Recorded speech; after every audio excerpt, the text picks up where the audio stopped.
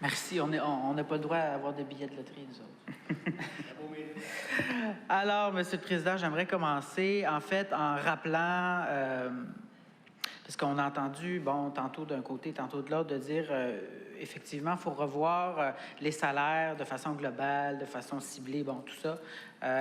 Mais j'aimerais attirer l'attention à tout le monde sur ce quoi ils ont voté. Parce qu'en fait, c'est dans la recommandation du sommaire décisionnel qui s'est écrit, il est recommandé de reporter pour une durée indéterminée.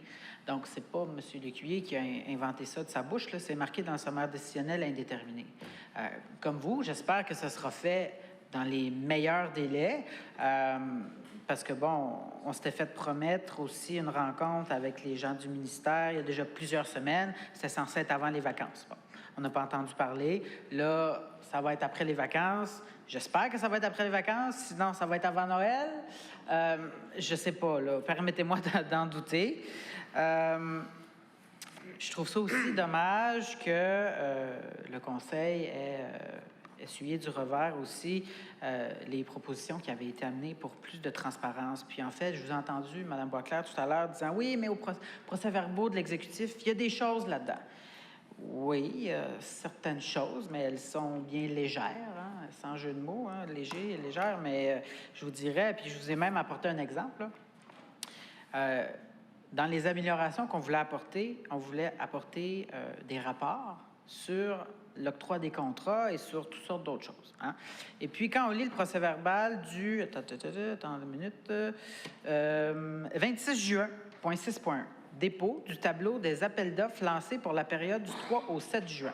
Bon, même tantôt, on a entendu la conseillère dire « Non, pas vrai, qu'est-ce qu'il dit, M. Léger, il y a une liste, ça. » Mais là, je lis le procès-verbal ici. Là. Il n'y a pas de liste. C'est seulement écrit « Il est procédé au dépôt du tableau des appels d'offres lancés pour la période du 3 au 7 juin. » Donc, il n'y a pas de liste. Il n'y a pas de liste, puis quand même bien que je voudrais avoir la liste des appels d'offres, il va falloir que je demande à l'accès à l'information. Ça va prendre 2 semaines avant qu'il me réponde. Privilège, Monsieur le Président. Madame c'est rare que je me lève sur des questions de privilège, mais là, je comprends pas. Monsieur Léger, c'est un procès-verbal. Il n'y a jamais toute la liste des documents attachés. Mais vous savez, en lisant le procès-verbal, que le document existe. Demandez-le au greffe, ils vont vous l'envoyer. Je peux vous le dire, je l'ai déjà fait souvent. Mais un procès-verbal, par définition, c'est un résumé des décisions. Mais vous savez que le document existe parce que c'est écrit dedans. Puis il va vous être fourni n'importe quand vous le demandez. Monsieur Léger. Merci, je peux poursuivre. Donc, on nous dit de passer par l'accès à l'information. Puis ça prend 2 semaines. Ensuite... Monsieur le Président... Dans les heures qui suivent, Monsieur Léger. C'est pas ça que j'ai dit. J'ai jamais dit de passer par l'accès à l'information. Voyons donc. Est-ce que M. Est-ce que je peux continuer parce que je ne parlais pas de Mme Boisclair? Veuillez préciser Je ne parlais pas des propos de Mme Boisclair. Je parle qu'on a déjà demandé des documents qui sont à l'intérieur d'un procès-verbal du comité exécutif. Et puis, on nous a demandé de passer par l'accès à l'information. Ce qui est dit ici, c'est que vous pouvez passer par le greffe et vous aurez les documents dans les heures. Je parle des documents d'accès à l'information. Alors, j'en comprends que Mme la conseillère est rendue sur l'exécutif, elle a de l'information, parfait. Mais en fait, ce qu'on voulait, c'était de partager certaines informations avec l'ensemble des élus pour être bénéficiaires dans tous les quartiers. Donc, c'est dommage. Ensuite, Monsieur le Président, je me suis fait un peu scooper d'avance. Il y a des gens qui sont venus parler de la piscine, qui sont venus parler de la consultation qui a eu lieu. Et puis, je tenais en fait à en parler aujourd'hui parce que je me suis déjà exprimé là-dessus, je l'ai dit tout à l'heure, mais c'est parce qu'en fait, on a appris d'autres choses lors de cette consultation du 19 juin dernier. On a appris que l'administration municipale a envisagé différents projets avant d'en arriver avec celui qu'on nous propose actuellement. Parfait, c'est le fun. Avant, on ne savait pas qu'il y avait plusieurs options sur la table. Alors, comment se fait-il que tous les scénarios envisagés n'ont pas été présentés aux commissions des finances, d'abord pour avoir les prévisions budgétaires, et aux commissions des loisirs pour décider, pour discuter, pour élaborer sur l'offre de services internes de ces piscines-là? Alors, de cette piscine-là, pardon. Malheureusement, Monsieur le Président, on dirait que, lors de la consultation publique, même certains représentants ont dit... C'est ce qu'on vous apporte aujourd'hui, donc c'est ça le projet. Alors, j'espère que ce qu'on a entendu tantôt de dire c'était qu'un début et qu'il y a des choses qui peuvent être bonifiées. J'espère que c'est encore vrai. J'espère qu'on pourra écouter attentivement les citoyens et les clubs de natation pour qu'on ait l'installation avec la meilleure qualité et les meilleures installations qu'on peut avoir dans la région. Et puis, ça m'amène, M. le Président, à amener quelques questions. Si on pouvait avoir les réponses, ce serait bien. Que soit déposé au conseil municipal l'ensemble des études et des sondages qui ont servi à définir les besoins des citoyens dans l'élaboration du projet actuel. Numéro 2, de déposer au conseil l'ensemble des scénarios envisagés dans l'élaboration du projet de ce complexe aquatique. Numéro 3, qu'on tienne compte, évidemment, des commentaires qui soient recueillis le 19 juin, et puis qu'on revienne peut-être au conseil ou aux citoyens en disant qu'est-ce qui a été bonifié, qu'est-ce qui a été amélioré suite à la consultation. Et conformément, numéro 4, au souhait exprimé par les citoyens qu'un complexe aquatique avec un corridor de 50 mètres fasse partie des options présentées. Si ça ne fait pas de sens lorsque ce sera présenté puis qu'on ne peut pas se le permettre ou que les subventions ne fonctionnent pas, bien, en ce moment-là, on décidera. Mais ce serait intéressant d'avoir toutes les options pour qu'on puisse vraiment décider de la meilleure avenue pour cette piscine-là.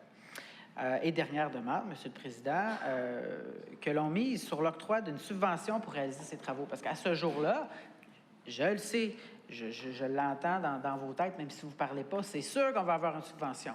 Mais là, ce qui m'inquiète, c'est que là, on continue d'avancer et on sait que beaucoup de subventions du gouvernement ne sont pas données si les projets sont déjà commencés. Alors, il faudrait vraiment que la subvention arrive parce qu'on ne pourra pas se permettre ces investissements-là. Alors, Longueuil, vraiment, devrait s'inspirer des beaux succès qu'il y a eu autour dans la Montérégie, comme Saint-Hyacinthe, Boucherville, Granby, Drummondville, Brossard, avec les beaux succès de piscine qu'ils ont, et puis vraiment se baser là-dessus et puis dire, bon, bien, regardez, vous avez fait ça a bien été, on va prendre exemple sur vous, puis on va aller encore une coche de plus. Donc, je pense que les citoyens s'attendent ça de nous et s'attendent du conseil et de l'administration d'essayer de se dépasser avec ce projet-là. En terminant, Monsieur le Président, je suis heureux que l'avis de proposition pour amener à la commission de circulation les jeux dans la rue soit recommandé à l'unanimité. Je pense qu'on insiste sans arrêt sur l'importance des jeunes de bouger, manger mieux, aller dehors, se décoller de la télévision, des jeux vidéo. Bien, je pense que ça, c'est une occasion pour faire sortir nos jeunes de la maison. On peut prendre exemple sur Belleuil, Gatineau, Rosemère, Sainte-Thérèse ou encore plus près, dans nos cours, finalement, Boucherville et Saint-Bruno l'ont déjà fait.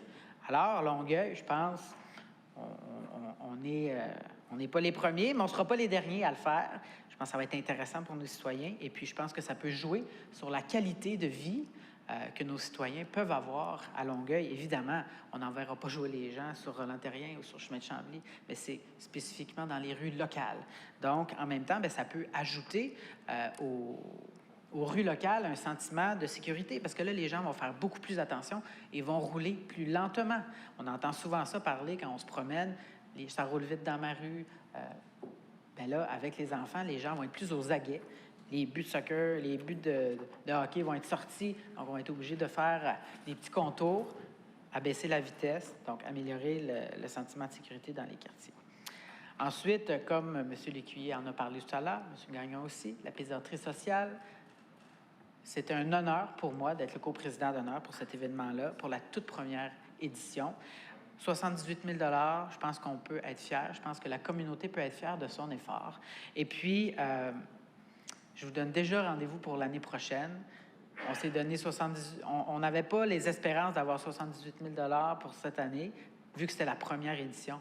Alors, l'année prochaine, je pense que nos ambitions seront encore plus grandes. Alors, merci, M. le Président. Je vous souhaite un bon été et la prudence dans nos rues.